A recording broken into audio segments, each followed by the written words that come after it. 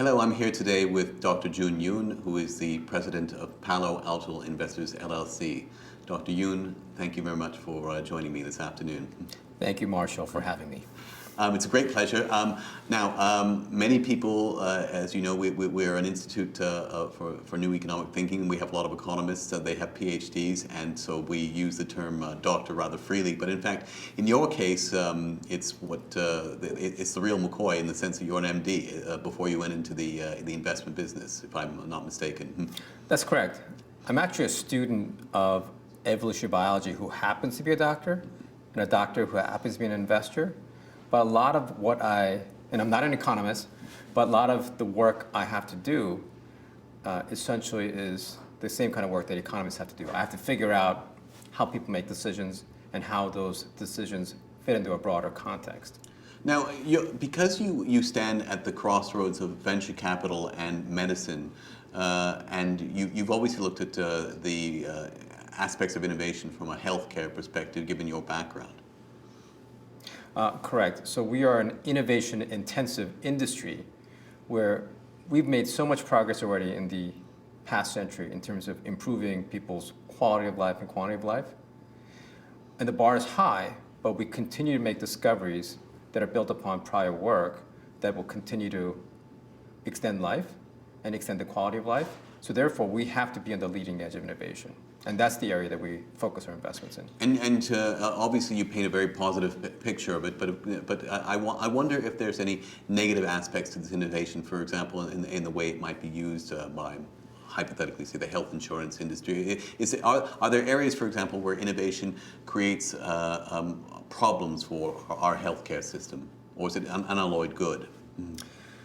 Well, innovation as a word does not connote whether it's good or bad. Yeah. And there are definitely some new things that may not be beneficial, but there's usually a counter-innovation to address those as well. It spurs additional work.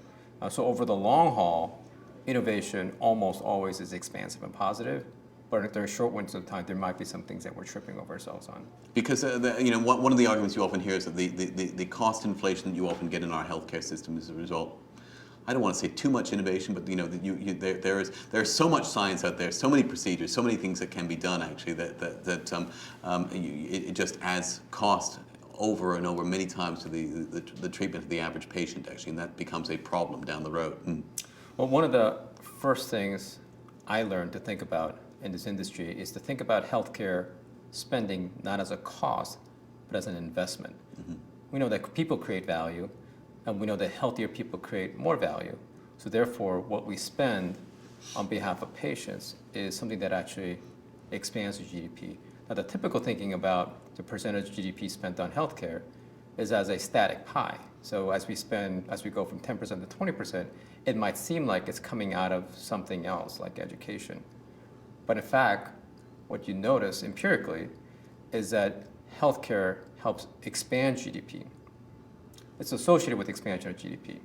So think about the spend on healthcare as something that increases the pie size and that actually enables more capital to go to other things like education. If healthcare is a public good, as you suggest to some extent, is it correct for healthcare costs to be a marginal cost of doing business in the United States, say, versus the systems in other countries? For example, up here in Canada, where we are right now, they have a single-payer system. They have many of these types of systems in Europe. And one of the questions I've often posed to people who start yelling about socialized medicine whenever you mention single-payer is, well, why should businesses be bearing the marginal cost of healthcare? And what's your answer to that?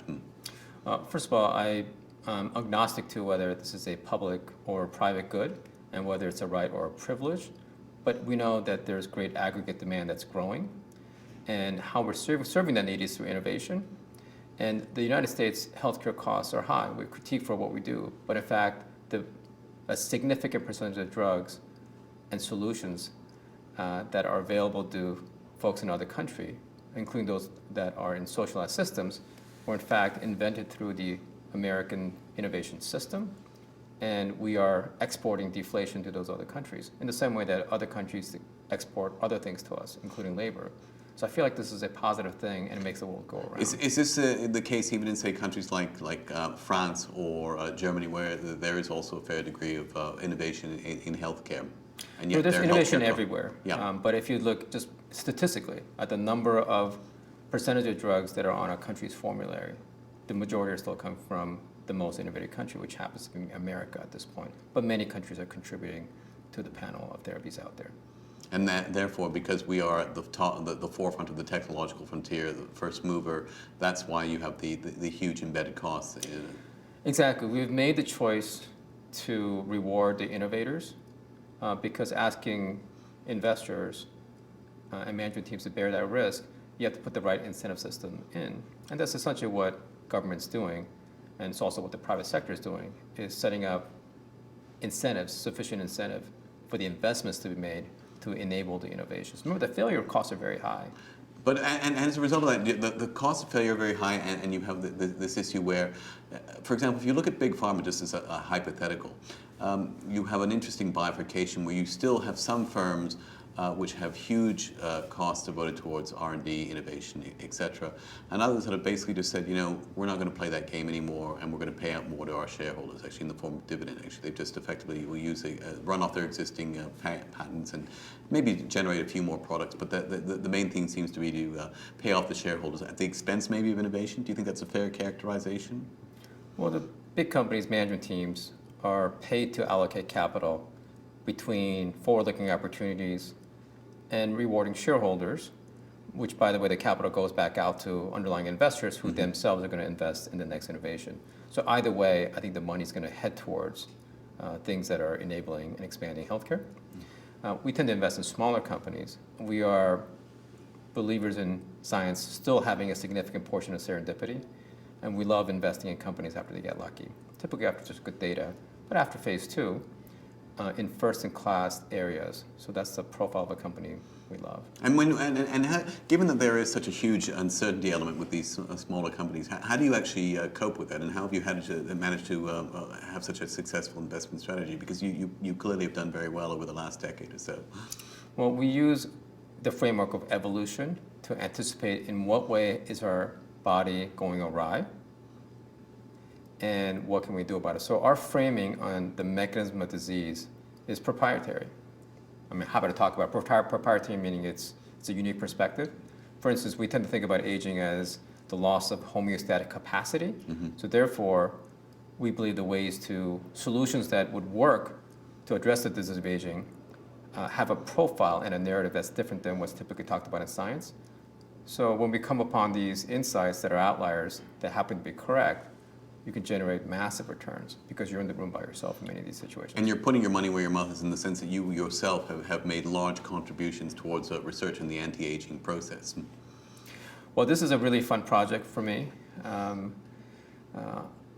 This is Plan A. The Plan A is to end the aging process and therefore really end healthcare as we know it. The way to think about this is, when we are young, our body is the healthcare system. The homeostatic capacity resides within us. Our ability to self-tune is tremendous when we're little kids and through our 20s and 30s. And in my decade, all of a sudden, the ability to maintain homeostatic capacity declines on what appears to be a programmatic basis. And since I can't get my body back to homeostasis, I rely on this thing called the healthcare system, which is a $2 trillion system that does a pretty good job of trying to get us back to normal, and our body declines, and then you die. That's the short history of healthcare. So Plan A is to see if we can put the healthcare system back in the body. At that point, we can release the industry from the obligation of taking care of us, with the exception of ER, obstetrics, pediatrics, and infectious disease. We think the rest of the healthcare system could go away. That's Plan A. Plan B is to do what we're doing today, which is the whack-a-mole approach to restoring the body's health. Yeah. We put out fires on a reasonable basis. We're getting better at helping improve both the quantity and quality of life. If you do it successfully, the companies win, and it's a profitable business. That's Plan B, which is acceptable. What do you think is more important? Is it do you want to create a race of Methuselahs, or do you want to actually say that we'd rather have a larger number of people, say, living a healthy, satisfactory, high quality life to say 89, 90 years old? Maybe in the last few months of their lives they wither away to some extent. But Yeah. And from an aging project, I think that's aiming too low. yeah. The idea is to restore homeostatic capacity to that of a 25-year-old. So in theory, we would both look like and have the health of a 25-year-old, that robustness, the amount of growth hormone, the amount of autonomic capacity. And again, if you can live at the per annual mortality rate of a 25-year-old, statistically you would live 7,000 years. So that's the right level to aim. I think aiming lower, I don't think is a good use of time. Remember, this is not, it's a race in a different kind of way. It's a race against the clock. That would have implications for things like Social Security, for example, if you were very, very successful. What do you think that does to us as a society? I mean, for one thing, I mean, one often talks about the adverse demographics in a lot of these countries, say in Europe and Japan. That would change dramatically under the type of research that you're doing if you were successful. Absolutely. And they need to be ready whether or not I'm successful, because the path forward in terms of longevity is inexorable. It's been happening for over a century on a linear basis. And by the way, in every generation, people are writing about the fact that we're at the top. And guess what they're writing about today? A lot of people still think we're at the top. Now, on a forward-looking basis, what does that mean? Well, the increased longevity is almost a given, and therefore pension funds, such as the public ones like Social Security, as well as the private ones, our industry is increasing their liabilities. So my ask of the pension fund community is to invest in healthcare as a way to get a natural hedge in their portfolio. Remember, we're increasing their exposure and their liabilities, so why not invest in the exact industry that's creating that dynamic? So you hedge out that variable. This is something that the United States Social Security at this point cannot do, but other countries are actually contemplating this idea. So we'll see what happens. Certainly the private pension funds, more and more are investing in healthcare. The firms like us, as a way to grow their pension funds along with. And what other country? Which countries did you have in mind that are actually moving in this direction already? Australia, China are both countries that are very interested in this notion. This is a new notion that struck a chord. Moreover, what does it mean not only for the pension funds, but just as the economy in total, when you have an aging population, on top of the fact that when people, in all societies where longevity has emerged, as people forecast longer lives, they don't get married at the same age. So if you're a typical 20-year-old today and you can expect to live 100 years, you're probably not going to want to get married because you're not sure if you're going to want to be with this person for 80 years. You're going to want to do more due diligence. So typically, in all societies where lifespan is lengthened, reproductive age is increased and fertility is declined. So the percentage of countries that are in the first world that are declining in fertility, meaning under 1, is 100%. The percentage of countries that are first world is also increasing because of prosperity. So if you connect those two dots, we're now facing a scenario where we may actually have stable population to declining population. But because of Malthusian theories, which are baked into folks' models, both in the private sector side as well as in the government side, which is all based on population growth, scarcity, competition, those models are going to break once we have stable population or even declining population. Things are going to get turned upside down. The idea of asset allocation is going to have to dramatically change. Narratives like, you should invest in real estate because they don't make any more dirt. Well, it turns out we're not making any people either. So in a declining population environment, our portfolio assumptions are going to change. The reason to own hard assets such as minerals and natural resources, what if there's declining aggregate demand? Do we really want to hoard those things? So we're going to be thinking about investments very differently. And where we're going to want to invest is where the scarce resource is, which is not natural resources, it's human resources, it's labor, it's people. So I think we're headed into the people century. That does seem to call into question a lot of the. I mean, certainly a lot of the environmental claims are that we've got real resource constraints and we've got to husband them and manage them. But of course, what you're suggesting is that it's actually the real resource constraints are based on a growing population scenario, which may indeed not be the case. Yeah, I mean they might be right. I'm just taking the other side of the bet on this. I mean, it's possible those dystopian narratives may come true. On the other hand, if population starts declining, what are we going to see? People might start abandoning land. They might first give it back to government. Government may not want it. Nature will take it over. Things will regrow. Maybe the environmental movement will be one of self-healing on its own.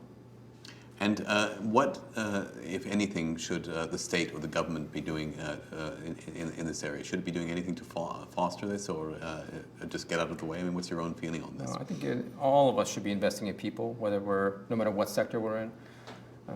People are going to become the most valuable assets, and that means investing in their health. So one of the reasons we're in healthcare is because we think this is going to be the most valuable commodity in an aging population. I mean, when you look at the demographics, the average age of America is about to tip past 40. It was actually 29 until 1960s, but because of lengthening lifespan and declining fertility, the average age is legging up dramatically. Because our body starts falling apart starting around 40, the majority of our healthcare consumption starts at 40. What we're saying then is, pretty soon, the majority of Americans will be high volume users of healthcare, and this is going to spread globally. It's already happening in Japan. So as much as we are concerned about healthcare already being 20% of the economy, it may soon be 50%, and we're all underweight healthcare. There's not enough doctors. Remember, physicians are the number of physicians right now is restricted by the number of spots in medical school. Or they go off and run their own investment firms. Well, they do. Well, either way, we don't have enough healthcare investors either. Yeah. If healthcare is going to be half the economy, half the market cap, half the jobs, everybody's underweight healthcare. We need more people with the content. There's so few of us that actually do this. Medical schools should be opened wide up. Why should it be limited to the straight A students who are rich? Why shouldn't medical knowledge be democratized and liberated to everybody? If we're in the healthcare century, we're in the healthcare economy, why shouldn't healthcare education be a right? Why shouldn't it be taught to 9-year-olds in this country so that we can all be more effective consumers of healthcare in the healthcare century? Right now, half of Americans don't know where the pancreas is, even though half of Americans also have prediabetes or diabetes. That's a catastrophe. Why is knowledge quarantined? It should be liberated to everybody. We also need more healthcare workers and more healthcare investors. We're not ready for the healthcare century. We're under-resourced right now.